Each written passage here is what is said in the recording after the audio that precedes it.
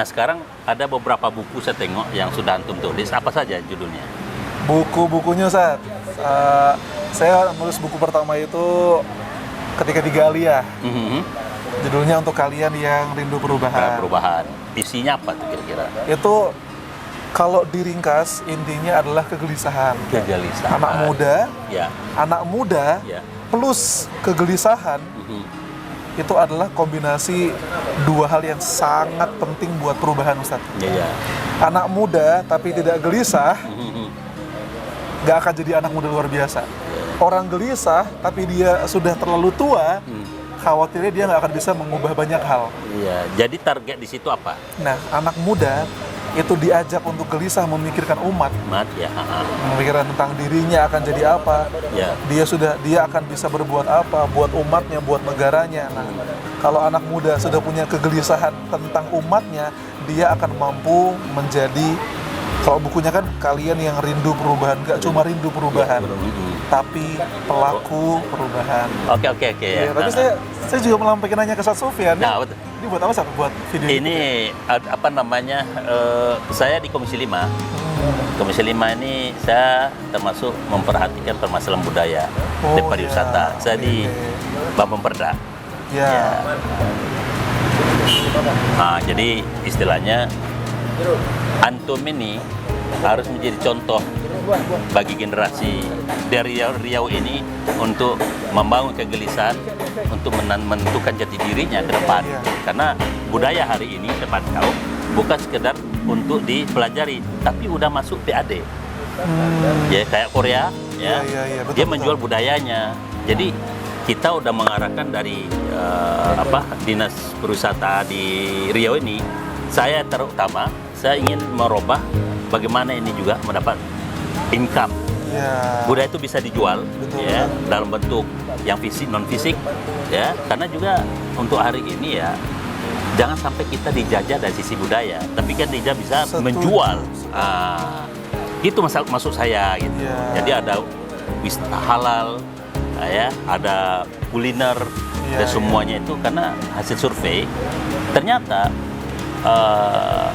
pelancong tidak saja menengok keindahan alam, tapi budaya, makanan, dan tata krama kehidupan. Saya nggak mau nanti budaya Melayu yang identik dengan Islam tidak cocok dengan namanya. Jadi orang ingin tahu bagaimana suasana keislaman itu ada di Riau gitu loh. Kenapa? Karena budaya Melayu gitu loh. Melayu yang memang identik dengan Islam. Sehingga cocok. Oh, gini rupanya orang Islam tuh ya, beginilah orang Melayu tuh ya, menerima tamu, makanannya, keramahannya, keterbukaannya, harus ada jati diri gitu. Saya takut kalau seandainya budaya Melayu, tapi tampilannya tak kemana-mana. Ini yang kita khawatir. Ya gimana tuh menantu? Nah, itu dia Ustaz. Ini sepertinya ini yang jadi benang merah pertemuan kita. Ya, oke. Karena budaya itu tidak akan muncul kecuali dari sebuah pengalaman sejarah. Ya, betul. Kan?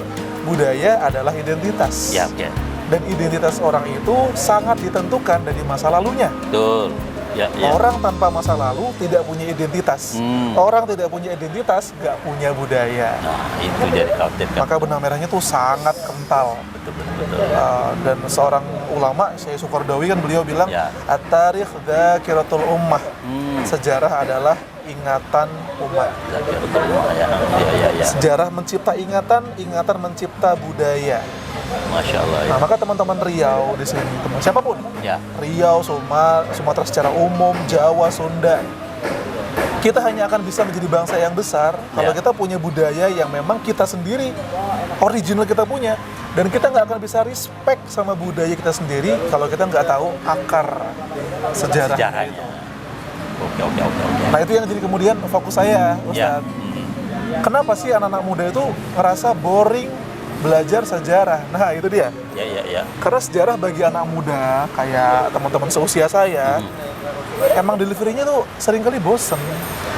Angka, tahun, tokoh, perjanjiannya tanggal berapa, tanggal, hafalan, Ustaz.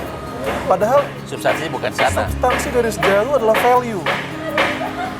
Nilai, apa yang bisa kita ambil dari perjuangan, contohnya Sultan Syarif Qasim. Ya, Qasim doa namanya. Apa yang bisa bagi orang Jawa, apa ruh yang bisa kita ambil dari Pangeran Diponegoro? Kenapa bisa beliau itu teguh sekali melawan Belanda? Ruh itu nggak ada di buku sejarah, Ustaz. Betul, pasti. Nggak ada. Kalau gurunya nggak pintar nyampein, anak-anak hanya akan mengingat perang Diponegoro terjadi pada tahun berapa sampai tahun berapa. Sayang sekali, Ustaz.